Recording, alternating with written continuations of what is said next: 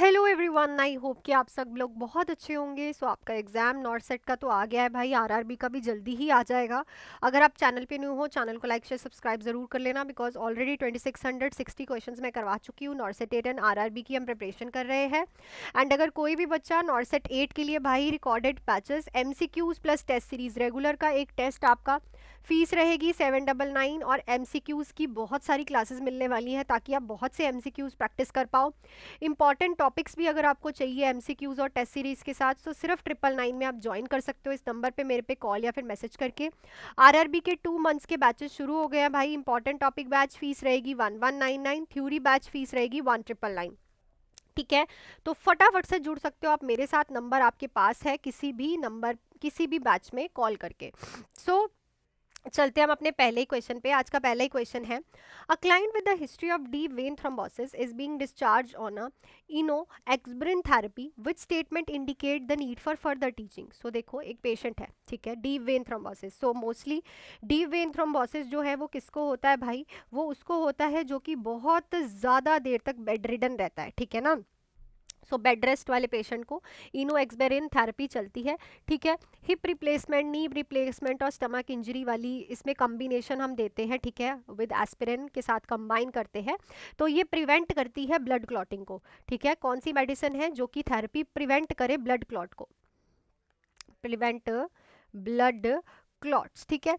तो कौन सी स्टेटमेंट फर्दर टीचिंग की रिक्वायरमेंट मांगती है? I will inject the medication into my abdomen, I should massage the injection site to help absorption, I will avoid taking aspirin unless prescribed by my doctor. I will report any signs of unusual bleeding. So obviously अगर patient बोलता है कि मैं injection site पे massage करूंगा, तो injection site पे कभी भी मसाज नहीं करनी होती, ऑब्जॉर्प्शन उससे हो नहीं पाती। सो ये स्टेटमेंट बताती है कि पेशेंट को फर्दर टीचिंग की नीड है। चाहे आप हेपरिन लगा रहे हो, चाहे आप एस्पिरिन दे रहे हो, इंजेक्शन लगा रहे हो, अगर आप सबक्यूटेनियस टिश्यूज में मसाज मत करो, ठीक है। नेक्स्ट है, the nurse is assessing a client with a burn injury, which finding suggest client is developing burn shock. तो अगर आप पेशेंट बर्न इंजरी वाला है उसको असेस कर रहे हो, इसमें से क्या फाइंडिंग बताएगी कि पेशेंट शॉक में जा रहा है? Increase urine output, hypotension and tachycardia, warm flushed skin, bradycardia and bounding pulse. तो बर्न शॉक में देखो, सिंपल सी बात है, बर्न से क्या होता है? बहुत ज़्यादा फ्लूइड लॉस, ठीक है।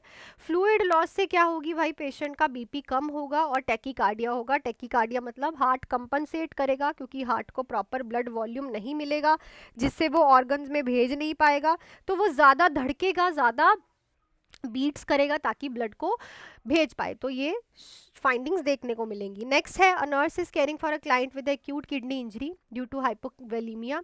कौन सी लैब वैल्यू इंडिकेट करती है रिकवरी? तो एक्यूट किडनी इंजरी वाला पेशेंट है, उसको हाइपोवोलेमिया है, आप उसकी केयर कर रहे हो, इसमें से क्या चीज़ बताएगी कि पेशेंट रिकवर कर रहा है? सीरम क्रेटिनिन 6.2 है, ज़्यादा है। बन यूरिया 48 है, ज़्यादा है। Urine output 1500 ml per day, बिल्कुल ठीक है। पोटाशियम 6 है, तो ज़्यादा है। सो यहाँ पे अगर यूरिन आउटपुट जो है 1.5 लीटर पर डे आ रहा है, तो this shows because it is normal, तो यही बताएगी कि रिकवरी हो गई है। बाकी सारी चीज़ें जो है वो इंक्रीज है, तो वो रिकवरी के बारे में नहीं बता रही। सो नेक्स्ट है, client with the head injury develop fixed dilated प्यूपिल on the right side, what is the priority nursing intervention? Head injury वाला पेशेंट है, एकदम से उसके प्यूपिल डायलेटेड हो गए हैं, फिक्स हो गए हैं राइट साइड पे। प्रायोरिटी नर्सिंग इंटरवेंशन क्या रहेगी? Administer IV mannitol, elevate the head of the bed by 15 degree, prepare the client for immediate CT scan, assess for sign of basilar skull fracture. Fixed dilated pupil on the right side shows कि patient का ICP increase हो गया है, जिसका उसका head herniation, head का herniation, brain herniation बोल दो आप इसको, ठीक है, हो रहा है। तो यहाँ पे आपको फटाफट से पेशेंट का CT स्कैन निकालना है, जिससे आपको जल्दी से पता चल पाए और आप उसका ट्रीटमेंट स्टार्ट कर पाओ।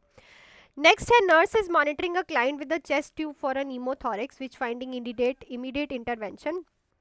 चेस्ट ट्यूब डाली है पेशेंट के, नीमोथोरेक्स है उसे, आप उसे मॉनिटर कर रहे हो। इसमें क्या क्या चीज़ इमीडिएट इंटरवेंशन रिक्वायर करती है? Continuous bubbling in the water seal chamber, fluctuating of water in the chamber, 100 ml drainage in a first hour post insertion, gentle bubble in the suction control chamber. So it's a continuous bubbling in the water seal chamber. This shows कि कहीं ना कहीं से air leakage हो रखी है, कहीं ना कहीं से जो डिसलॉग्ड हो गई है चेस्ट ट्यूब। क्लियर? तो ये इमीडिएट इंटरवेंशन रिक्वायर करता है। सॉरी। नेक्स्ट है, client with cirrhosis and ascites is receiving spironolactone, which electrolyte imbalance should nurse monitor. तो पेशेंट को असाइटिस है, लिवर सिरोसिस वाले पेशेंट में देखने को मिलता है, fluid filled in abdominal cavity, patient को स्पायरोनोलेक्टोन चल रहा है। ये क्या होता है? पोटाशियम स्पेयरिंग डायूरेटिक, मतलब कि पोटाशियम को छोड़ के बाकी सारी चीज़ें बॉडी से बाहर निकलेंगी। ठीक है? तो कौन सा इलेक्ट्रोलाइट इम्बैलेंस होने का आपको खतरा है और मॉनिटर करना है? Hypokalemia, hyperkalemia, hypocalcemia, hypernatremia. So obviously hyperkalemia, क्योंकि पोटाशियम बॉडी में ही रह रहा है तो इंक्रीज होने का खतरा है, इसके लिए आपको मॉनिटर करना है। नेक्स्ट है, नर्स केयर कर रही है क्लाइंट की with sepsis, develop cold, clammy skin, blood pressure 80-50, what is a priority action? तो पेशेंट को सेप्सिस है, इन्फेक्शन है, ठीक है, फीवर हो रहा है, कोल्ड क्लैमी स्किन हो गई है, ब्लड प्रेशर हाइपोटेंसिव है पेशेंट, क्या करोगे भाई? Administer IV fluid and vasopressor, obtain blood culture, start enteral nutrition, monitor urine output. तो देखो, जब भी किसी को सेप्सिस होता है, मैंने पहले भी बताया है आप लोगों को कि फ्लूइड लॉस बहुत होता है जब भी किसी को फीवर हो, इन्फेक्शन हो। तो फ्लूइड लॉस की वजह से पेशेंट को हाइपोवॉलीमिया का खतरा होता है, तो हम इसीलिए पेशेंट का हाइड्रेशन स्टेटस मेंटेन रखते हैं। तो यहाँ पे आपको सबसे इंपॉर्टेंट है आईवी फ्लूइड्स और वाइजोप्रेसिन, मतलब एंटी डायूरेटिक हार्मोन दो, ताकि पेशेंट का जो वाटर है वो अंदर रिटेन हो, कंजर्व हो और वो इस खतरे से बच सके। नेक्स्ट देखो, client with rheumatoid arthritis is prescribed methotrexate, what is the important instruction for the nurse to provide? तो रूमेटॉइड अर्थराइटिस वाले पेशेंट को आप मीथोट्रेक्सेट दे रहे हो, इंपॉर्टेंट इंस्ट्रक्शंस क्या दोगे पेशेंट को? You should increase your intake of folic acid, monitor for sign of hyperglycemia, take the medication on empty stomach, avoid food high in tyramine. तो मीथोट्रेक्सेट का एक प्रॉब्लम है कि ये फॉलिक एसिड का डिप्लीशन करता है। क्या करता है? ये फॉलिक एसिड का डिप्लीशन करता है, प्लस ये लिवर की टॉक्सिसिटी भी करता है। सो यहाँ पे आप क्या कर सकते हो? पेशेंट का फॉलिक एसिड ज़रूर इंक्रीज कराओ, क्योंकि फॉलिक एसिड गिरेगा तो नर्व कंडक्शन में प्रॉब्लम आएगी। ठीक है? सो ये इंस्ट्रक्शंस आपको पेशेंट को देनी है कि आपको फॉलिक एसिड साथ के साथ लेना है। नेक्स्ट है, client with the history of gastric ulcer present with sudden severe abdominal pain and rigid abdomen, what is a nurse priority action? तो गैस्ट्रिक अल्सर वाले पेशेंट को सडन और सिवियर एब्डोमिनल पेन हो रहा है और उसका एब्डोमेन भी रिजिड है, नर्सिंग प्रायोरिटी एक्शन क्या रहेगा? Administer antacid, notify health care provider, encourage ambulation, provide high fibre diet. So obviously आप डॉक्टर को बताओगे, क्योंकि ये किसकी तरफ इशारा कर रहा है? एब्डोमेन की परफोरेशन की तरफ इशारा कर रहा है। So you should tell the doctor first. Next है, client with the history of hypertension is experience hypertensive crisis with blood pressure 220 by 120 mm of Hg. What is a priority nursing action? तो hypertension वाले crisis वाला patient है, इस time उसे hypertensive crisis हो रहे हैं। ठीक है? पहले उसे hypertension थी, तो बीपी देखो कितना बढ़ गया है, severely increase हो गया। प्रायोरिटी में क्या करोगे? हाइपर एंटी हाइपरटेंसिव ड्रग्स दोगे स्लोली, बेड रेस्ट और डीप ब्रीदिंग कराओगे, हाई सोडियम डाइट दोगे, वार्म कंप्रेशर दोगे। तो लिख दो भाई कमेंट सेक्शन में जल्दी से क्या करोगे। सो जो बच्चे रेगुलर कमेंट कर रहे हैं, वेट करो, आपके लिए एक बहुत अच्छी चीज़ मैं लेके आने वाली हूँ।